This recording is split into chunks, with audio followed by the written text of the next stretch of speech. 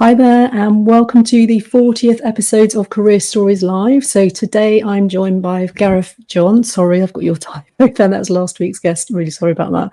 Chairman and Director of the Accountancy Training College, board member ICAEW and IOD Education Lead. So welcome, Gareth. Thank you so much for joining me today.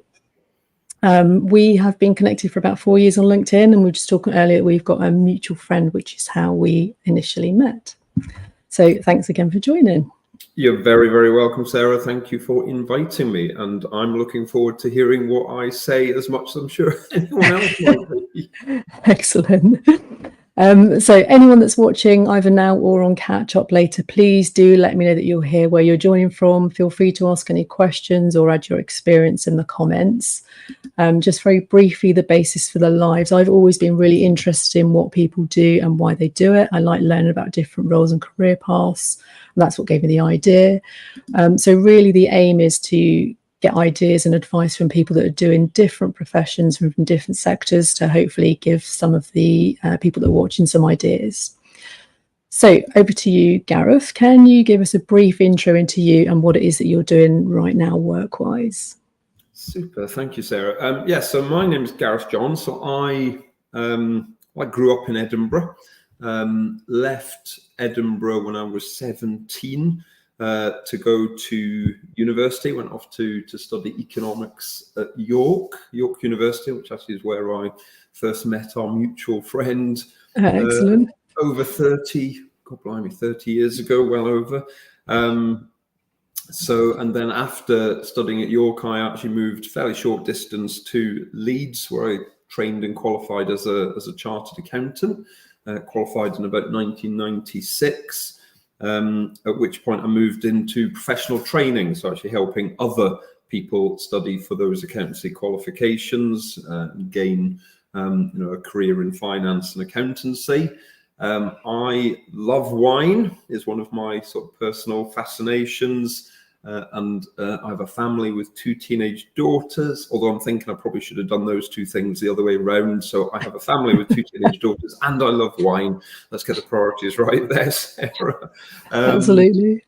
So that's a bit of background in terms of what I do now. So I'm still in professional training. I still train accountants, although increasingly actually beyond just accountancy, we do all sorts of things in digital data analytics, leadership and management, and some broader sort of career skills that we deliver.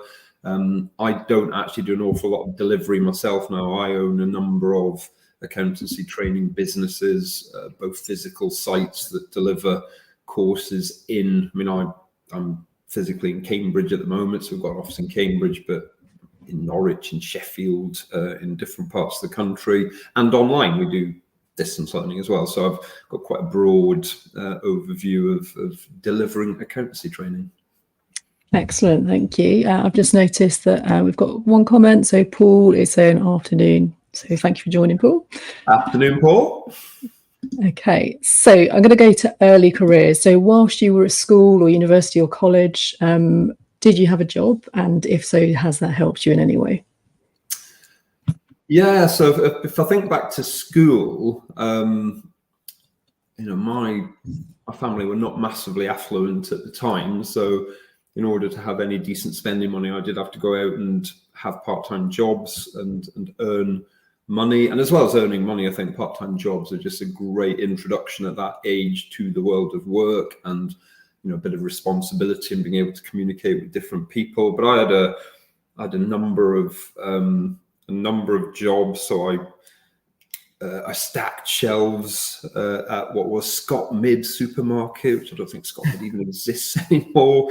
I hoovered and emptied bins in offices, late at night when everyone had cleared out. So I think probably my favorite job was working on the turnstiles at Easter Road football ground, where that's cool. my team Hibs still play, although I think the ground is very, very different now than it was back in those days. And I think one of my claims to fame was the Proclaimers, who I'm sure many people will have heard of. I was often manning one of their favourite gates to come through, so I'd often have the Proclaimers coming through on the turnstile I was working on.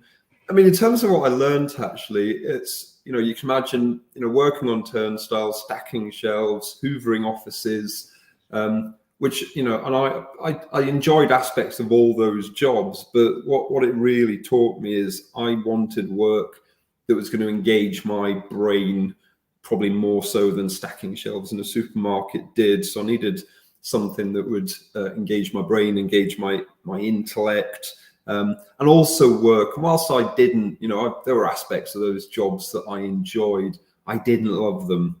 And I kind of figured if I'm going to be working for several decades of my life, I need to find work that not just engages my brain, but actually engages my heart. Work that I can really love and have a passion for, that will carry me through many years of a working career. Excellent. Okay, that's really good. Yeah, the reason I asked that is I think, quite often young people don't really know what to do for a part-time job, and I think it's useful to know what you don't like, as you've just said, anything that's kind of a real passion, and just hopefully gives you that kind of work ethic. So I think you can learn something out of whatever you do, really. Okay, so you said that you went to York Uni, and I think your LinkedIn profile said you did an economics degree. So how did you go about deciding what degree you were going to do? Probably mainly just based on what I'd enjoyed at school. So I studied economics in my last couple of years at school, and of the various subjects that I was studying, it's the one that probably appealed to me the most, probably because it gives you quite a nice insight into, at different levels. If anyone's done any economics, they'll be aware of macroeconomics, which is looking at almost at a national level, how economies work and operate. And then down to microeconomics, looking at individual organizations, individual businesses. And actually, I've always, and even, to today, when I now run my own businesses and I work with an awful lot of other business owners, I've still got sort of fascination with how business works, how commerce works, how economies work, whether it's national economies or even the global economy. So think of that. And I think economics as well, it just struck me that, you can study economics and not go on to become an economist. Economics is quite a good insight and background into business more generally. So I thought it'd be, keep my options open a bit.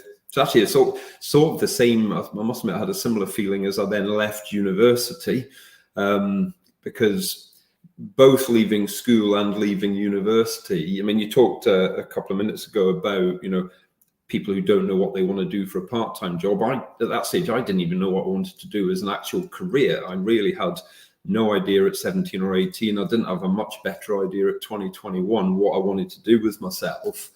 So I think early on, I was almost choosing things that kept doors open, kept options open. So whether it's studying economics, or actually as I moved on after university to then, I trained as an accountant myself back those days. And for me, accountancy, I didn't do it because I wanted to be an accountant. I did it because it just kept doors open, because I kind of figured, every organization needs accountants. Doesn't matter if they're giant or small.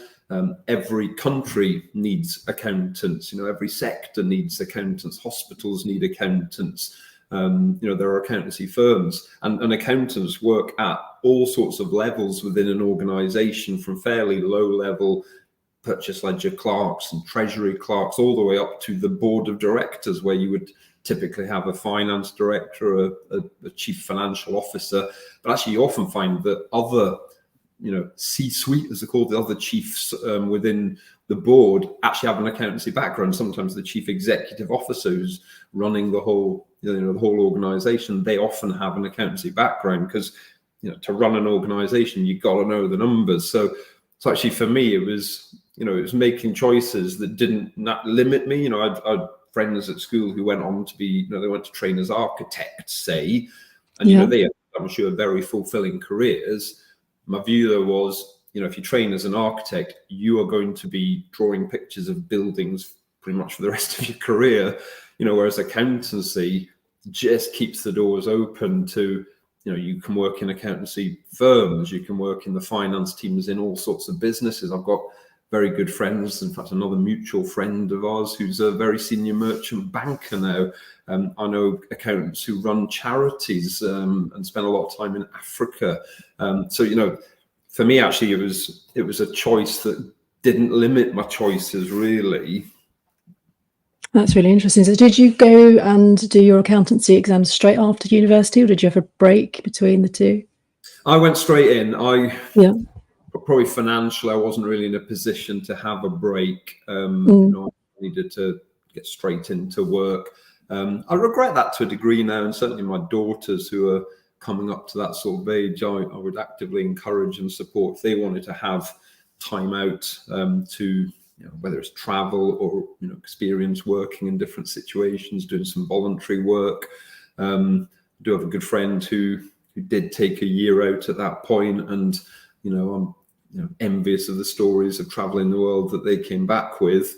But no, for me, it was, I had to go straight into the world of work, really. I didn't have a huge amount of option at that point. Yeah. Okay. So how did you get that first role and kind of support your accountancy studying at the same time? So yeah, how did you find it? Was it an advertised role? Were you kind of cold calling?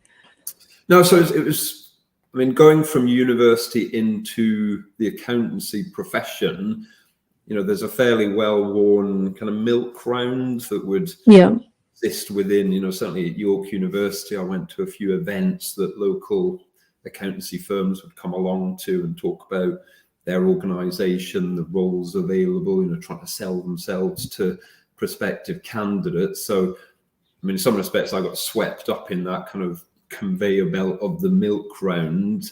You know, it's very different these days. You know, an awful lot more school leavers are going into the accountancy profession, for instance. You know, a lot more of the opportunities will be, you know, virtual vacancies. But I applied, I look back now, you know, I applied, I think, for 6 firms at the time, and I got rejected from 5 of them in quick succession. Wow. To the point where I literally had actually started planning a year out. I was thinking, oh, this is all going wrong. Nobody wants me. What else am I going to do? Well, I might as well go and have a year travel, see if I can get some work, you know, picking fruit or something overseas. And I'd almost started getting a bit excited about the prospect of having this year out when the 6th one came back with an offer, which I sort of thought, I spoiled it all. But actually, I look back now, you know, and I think I've taken that one opportunity I was offered by one firm that, you know, either had spotted some potential in me or possibly more likely some administrative error on somebody's desk somewhere.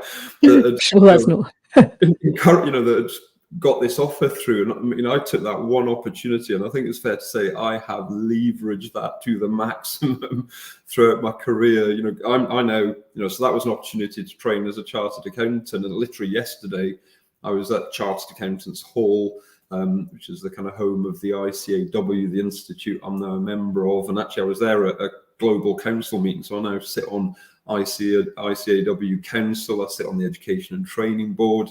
You know, I've now built up these businesses training other accountants. I work with employers all around the country, and to think actually it all came about because of one offer that I got when everyone else was telling me no. I think, you know, there's got to be a story there around, you know, don't take no personally, and you only need the one little opportunity, the one glimmer of hope. And if you're willing to then put the work in and take the chances and take the opportunities, you know, that's all you need. You just need that one little chink in the door, I think, to get in. Yeah, absolutely. Yeah, making the most of those opportunities really, really important, isn't it? So how long did you stay at that company? So I trained with them for just over 3 years. So it was a 3-year kind of training contract, and that's typically what it takes to complete the kind of higher level chartered accountancy qualifications. You know, and pretty much as soon as I qualified, because I trained in audits there, and actually, you know, as well as, you know, this idea that accountancy, I think, keeps a lot of doors open for different careers and different sectors, different countries.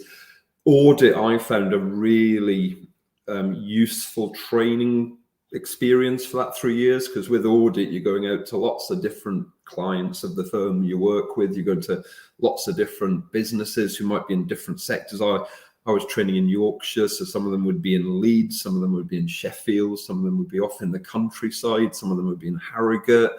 I was going to construction companies, I was going to food manufacturers, and spending 2 or 3 weeks at a time at all this massive big range of different organizations. And whilst audit sometimes gets a bit of a bad press, in terms of how exciting or thrilling the work might be, actually, I found it fascinating to be involved with this broad range of different businesses. Some were listed companies, some were tiny little owner managed businesses, and it was almost like the best MBA in how businesses work and how businesses operate, and seeing what some are doing really well, seeing what others aren't doing so well, seeing different management styles, different approaches to innovation and product. And I found that 3 years absolutely fascinating. And actually, the more I've gone on in my own career running my own businesses, I know I draw an awful lot from that 3 year experience back when I was in my very early 20s. But equally, I realized at the end of that 3 years that wasn't for me long term as a career. Going back to, I wanted something that I genuinely loved. Auditing was fine, but I didn't love it. It didn't engage my heart in the way that I felt a job should. In fact, what I kind of realized was the bits of my job that I did really love was if I was at a client with junior staff and I was kind of training them on what they had to do and teaching them different auditing techniques. I really enjoyed that sort of passing on of knowledge. And I did 1 or 2 internal training courses at the firm I worked for, where again, I'd be training the kind of new staff in what they needed to do. And, I found those days I came away with so much more of a kind of buzz and so much more satisfaction and so much more energy than when I'd just been at a client's auditing their fixed assets or whatever for a day. And so, I started to think, well, actually, maybe that's an angle. And, almost by coincidence, the chap who had run or was running at the time, because I'd been at a college on day release to learn my accountancy studies. So I'd gone to an accountancy college, much like the ones I now run. And I'd got quite close with the guy that ran it, a guy called Steve. And, he phoned me up a few weeks after qualifying to say, we've got a vacancy for a new tutor. We think you might be quite good at it. Would you like to try out? And in all honesty, up until that point, I'd never really, it kind of frightens me now that if that phone call hadn't happened, where would you be? Yeah. The last 26 years of my career would probably not have happened, because I really hadn't I hadn't thought of that. It hadn't been on my radar as an option. So I'm really glad he phoned me, because I sort of thought, oh, actually, I know I do like that aspect of what I do, in my audit role. Maybe it would be good. And, so I went along, applied for the job, got the job. And, I know it's a cliche, but the rest is history, because, I've been doing this for 26 years and my role has evolved dramatically over that quarter of a century. But I still adore what I do. I absolutely love it. Energizes me almost more every year. The impact that we have in my business, the impact I can have personally, it's exactly what I was looking for back in those days when I wanted something that would engage me intellectually, which it does, but also something that would engage my heart. And that, people sometimes say to me, are you going to retire soon? One of my best friends is kind of retiring in the next year or so. And I'm like, I'm only just getting started. I enjoy it more every year. I feel I've got so much more I can give, so much more impact I can have. I'm going to be around until they literally carry me out in a box. Excellent.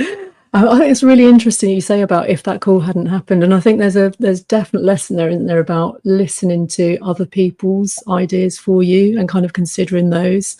And I had a really similar one when I took redundancy. Someone said to me that, like, the outplacement consultant said, "Oh, you thought about doing outplacement?" Hadn't even heard the word, to be honest, before that. And yeah, that's how I started my career. And 22 years later, I'm still doing that kind of work. So yeah, that an idea that kind of comes out of the blue, but if you run with it, it can lead you. Lead you anyway. Although, you know, like you say, I think it's really important to listen. I mean, it's a cliche, but why have you got 2 ears and 1 mouth? It's because you need to listen more than you talk, and I don't think a lot of people do that. Yeah. You know, I'm quite notorious in meetings for being very, very quiet, because I want to listen to what everyone else is saying and what their views are, because then that helps me inform my own decision making.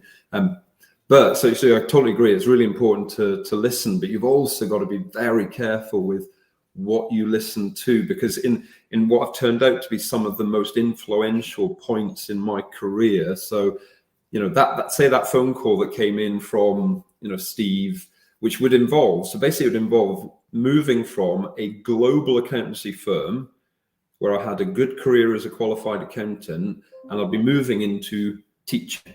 Now, I discussed this with my dad, and my dad thought I was nuts for even contemplating it. Why would you give up this career as an accountant, you know, in a big global accounting firm, a name that you would recognize? Why would you give that up to go and be a teacher? And he thought, you know, if I'd listened to my dad, I'd have stayed at the accountancy firm.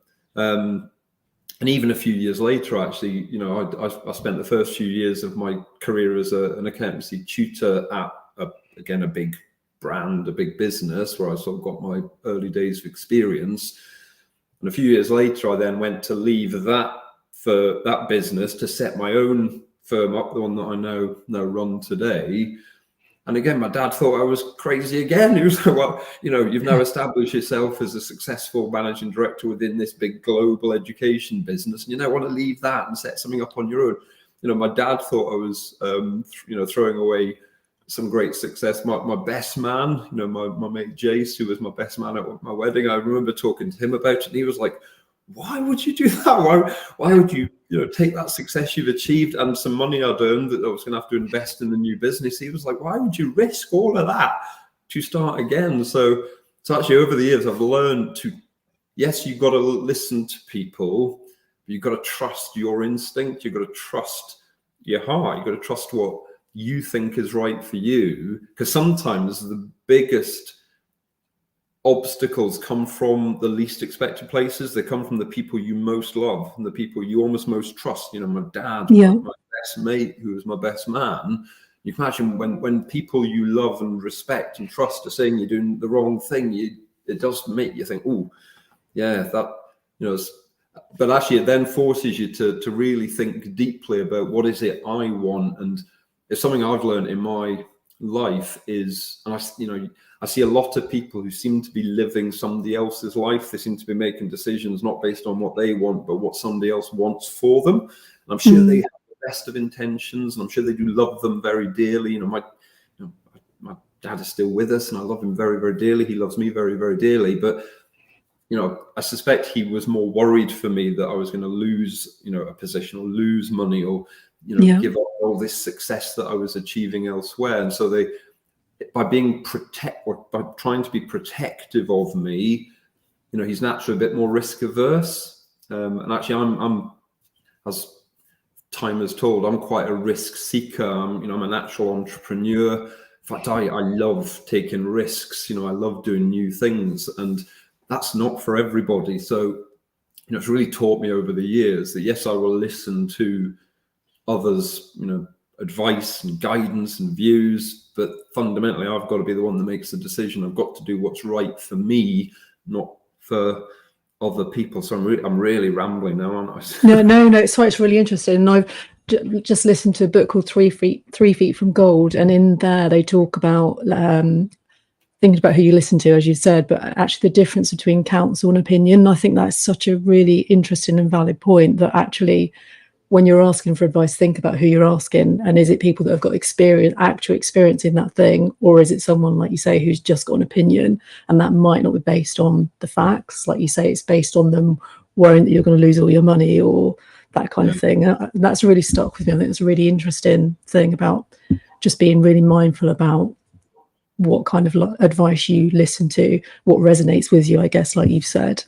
Yeah, really I've always got a huge amount out of, you know, again, going back to our mutual friend who you know is a business owner himself, Yeah. an entrepreneur himself, and I love getting together with him because we just talk about the experiences we're going through, the stresses we're going through, the decisions we're having. And sometimes my business is down in the dumps, his is doing well, so I can sort of borrow a bit of positivity from him, and then sometimes it's the other way around. And so having that, I almost think of it as a kind of informal board of trusted friends or contacts.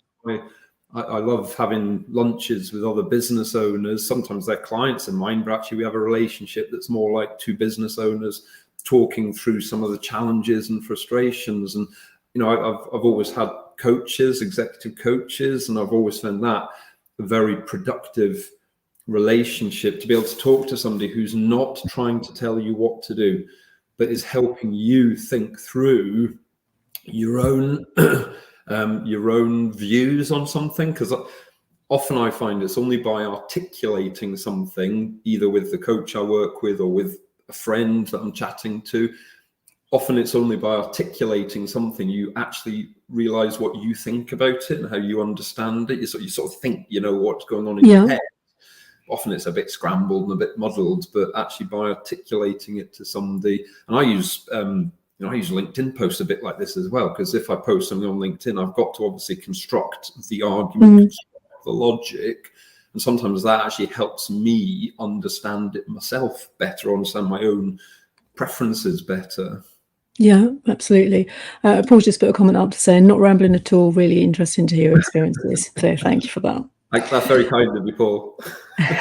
Okay, so I am conscious of time. I'm fine to go on, but I realise you've probably got other things to do. But so you've talked a bit about how you got started in setting up your college, so that's good. So what was the tipping point for you in knowing it was kind of time to leave the employed role and kind of set up on your own?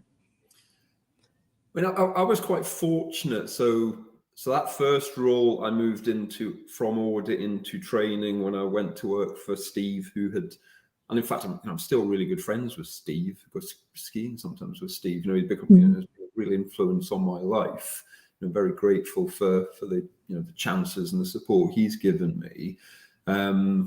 So that business that I was then a new accountancy tutor, they were looking for people internally to set up new offices, and they were looking for somebody to set up. In fact, they were looking for somebody to set up in Luton, in Warsaw, or in Cambridge. And Steve actually put me up, threw my name into the ring for one of these, managing director of a new centre opportunities. Ended up Cambridge, which is still where I live. I'm looking out of my office over the River Cam right now. And actually that worked really well, because it gave me the experience of setting a business up from pretty much scratch. Building a team, building a client base, particularly, building systems, processes, doing my own accounts. So, I was, to all intents and purposes, running my own little startup business and developing it over a few years. But actually, there was a very big safety net if I was doing it for an existing national brand, right, that had many offices in other cities. So you can imagine financially, actually, I didn't really have to worry about that, because they were bankrolling the project. I had HR support, I had marketing support. I had a network of other managing directors who were running other centres to go and pick brains of and compare ideas with. So that I got quite lucky in that respect, that I managed to get that kind of experience of entrepreneurial business building, but with this big support network behind me. So that then when a few years later, I actually decided to sort of properly take the plunge with a couple of former colleagues at the time, but we decided that actually we'll set up our own thing from scratch. It didn't feel entirely new. We had the familiarity. We had, we were known locally in the market. We knew the clients. We knew people that might help join the team.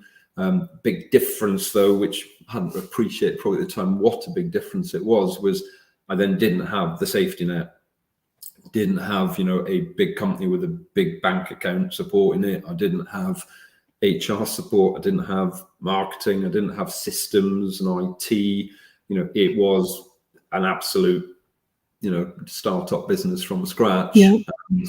And actually, you know, that was a very different pressure. But actually, you know, at that point, myself and the individuals who became my kind of partners within that, I think we all worked for this larger company, and we just found that the, I don't know, objectives were changing, the priorities were changing, the focus was changing, and I'm not saying it's right or wrong, it just wasn't what I was interested in. It's just not the area that I wanted to move in.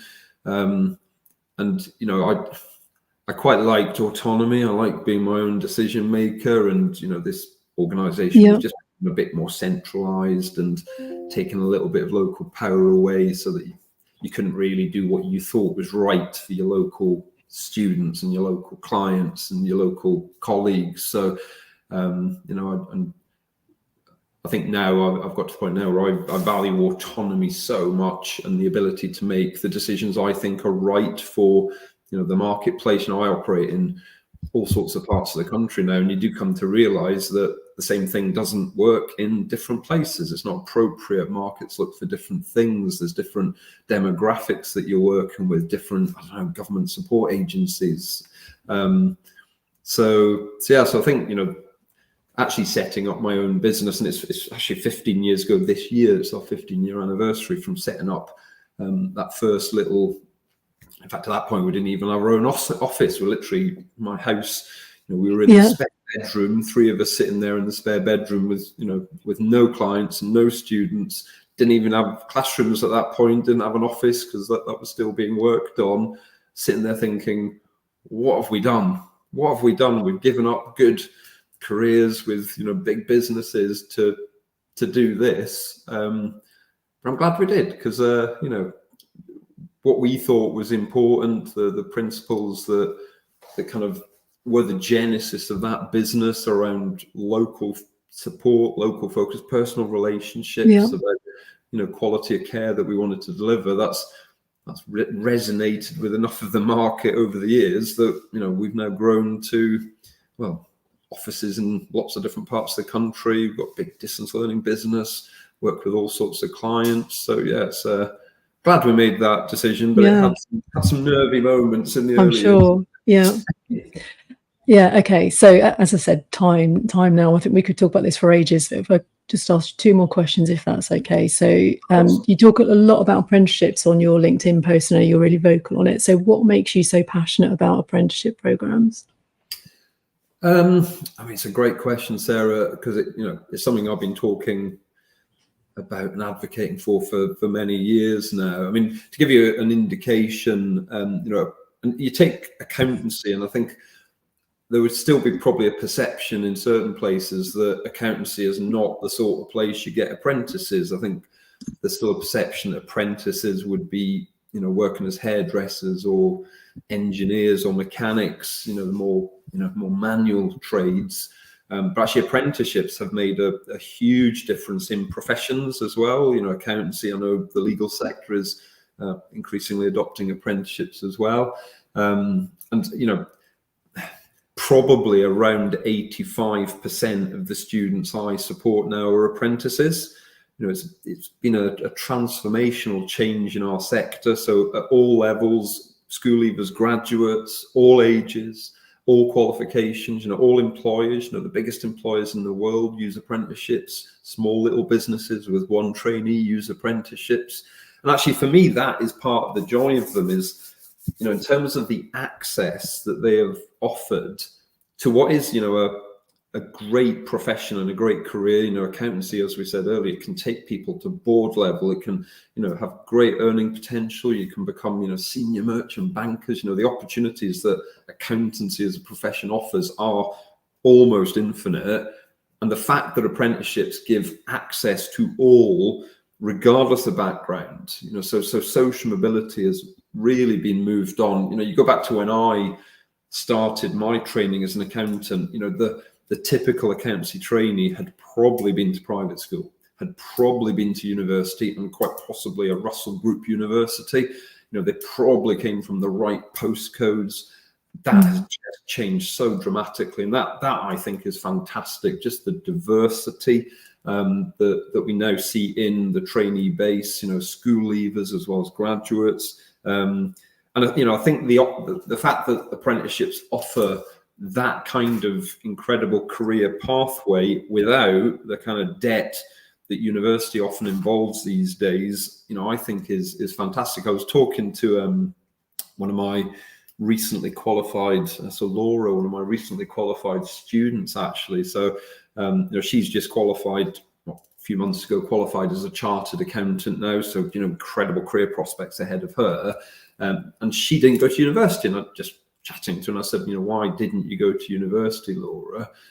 And she said, Gareth, I've got 2 accountancy qualifications. I've done 3 different apprenticeships. I'm managing staff at work. I've just bought my own house, and I don't have a load of university debt, and I'm only 23.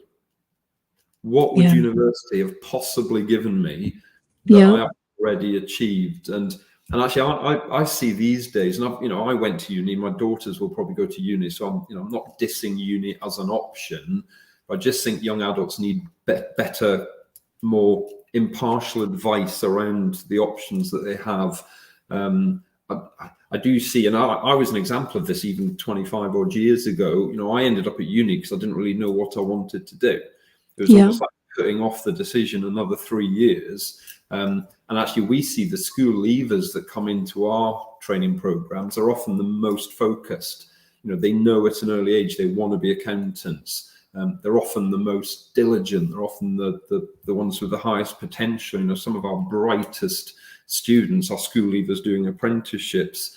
And apprenticeships, they actually deliver a much broader set of skills that training as an accountant alone doesn't. If you train as an accountant, but not as an apprentice, you learn how to do accounting and financial reporting and tax and costing. You learn the basic technical skills of accountancy, but apprentices also get trained in communication, teamwork, problem solving, leadership even, which, I look back at my career, my career was far more influenced with those softer skills, negotiation, critical thinking, decision making.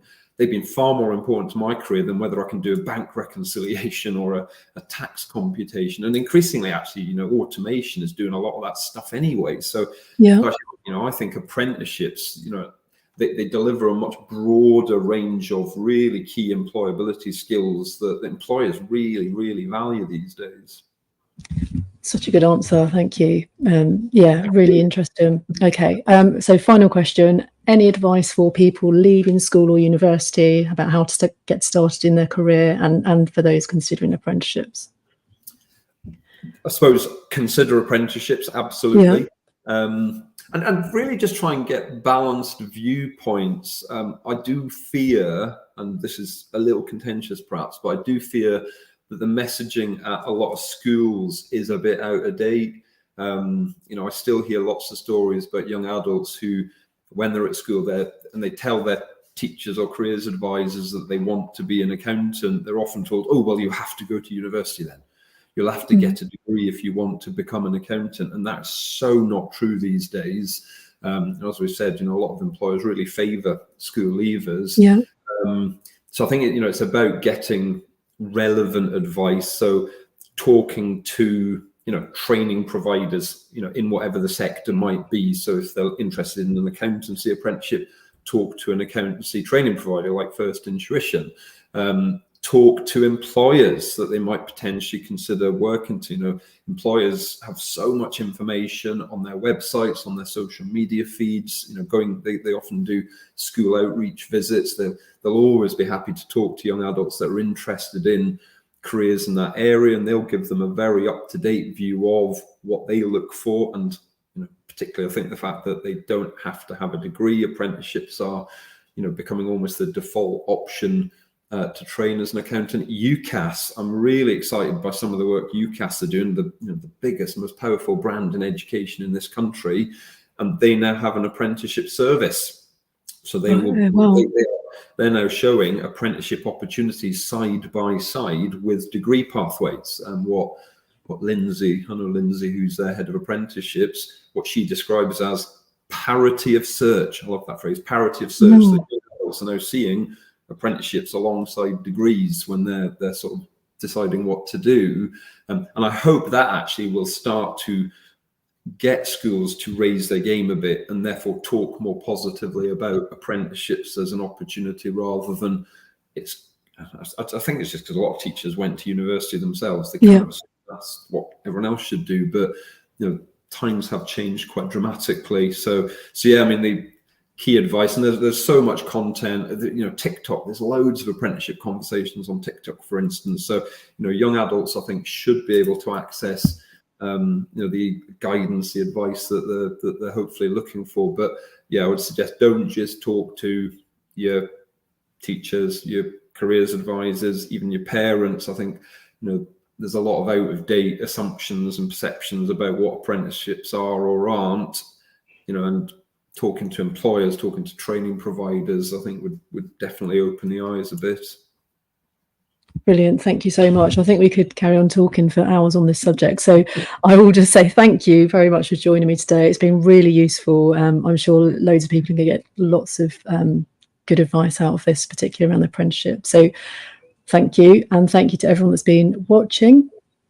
I will be back next Thursday when I'll be talking to Jerry McHugh, who is the founder and director at Global Health Film. So that's something I've not spoken about before. So that's going to be an interesting one as well.